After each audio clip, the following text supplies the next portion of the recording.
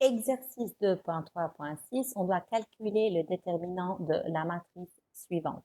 Donc, pour calculer le déterminant, il faut essayer de faire des zéros en utilisant les propriétés élémentaires du déterminant. Donc, pour cela, on remarque par exemple qu'on a moins 1 et 1. Donc, si on ajoute la colonne 3 avec la colonne 2, on aura 0.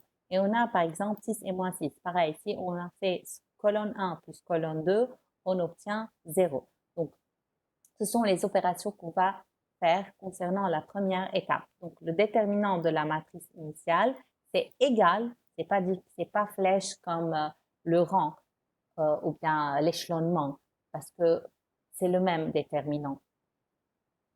On va changer la première colonne, on va faire l'opération colonne 1 plus colonne 2. Donc, on ajoute 3 moins t plus moins t, donc on va avoir 2 moins t. 5 moins 3 moins t, c'est 2 moins t. Et 6 moins 6, c'est 0. Donc, la colonne 2, on ne va pas la changer. Donc, on garde les mêmes termes. Et finalement, on va changer, puisqu'on a dit on a moins 1 et 1, on va changer la dernière colonne. On va ajouter colonne 3 plus colonne 2. Donc, on va ajouter ces deux colonnes. Moins 1 plus 1, c'est 0. Moins 3 moins t plus 1, c'est moins 2 moins t. Et moins 6 plus 4 moins t, c'est moins 2 moins t. Maintenant, on remarque qu'on a 2 moins t dans la première colonne et moins 2 moins t dans la troisième colonne. Et on peut factoriser. Je vous conseille de revoir les propriétés du déterminant. Si on factorise la première colonne par 2 moins t, donc on aura 2 moins t en dehors du déterminant.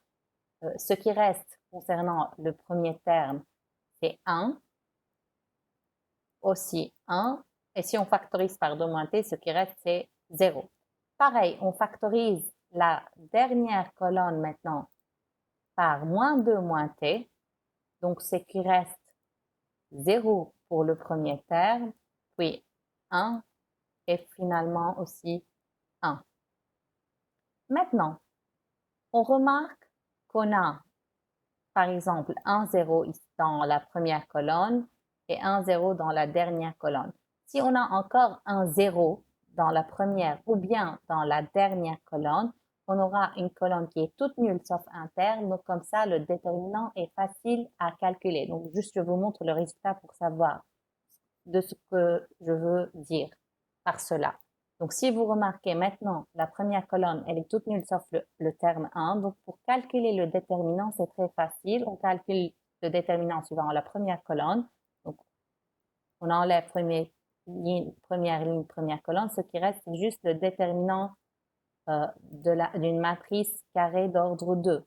Donc, ça, c'est le but dans cette étape-là. Pour cela, on remarque qu'on a 1 et 1. Donc, si on retranche 1 moins 1, on aura un 0. Donc, on va changer la deuxième ligne en faisant L2 moins L1. Donc, on garde la première ligne telle qu'elle est, on garde la dernière ligne telle qu'elle est, et on ajoute juste les L2, désolé, on fait la soustraction L2 moins L1 pour la deuxième ligne. Donc, 1 moins 1, c'est 0. Moins 3 moins t, moins 1, donc moins 3 moins t plus 1, c'est moins 2 moins t, et finalement 1 moins 0, c'est 1. Donc, on remarque qu'on a une colonne qui est toute nulle sauf 1. On développe donc le déterminant suivant la première colonne. Je vous rappelle, il faut savoir le signe. Donc, on a plus, moins, plus, mais on veut seulement le signe de 1 puisque le reste, c'est 0. Donc, le déterminant suivant la première colonne va être le déterminant de moins 2 moins t, 1 moins 6, 1. Le déterminant de cette matrice-là. Que vaut le déterminant? Moins 2 moins t, moins 6. Donc plus 6. Moins 2 moins t, plus 6.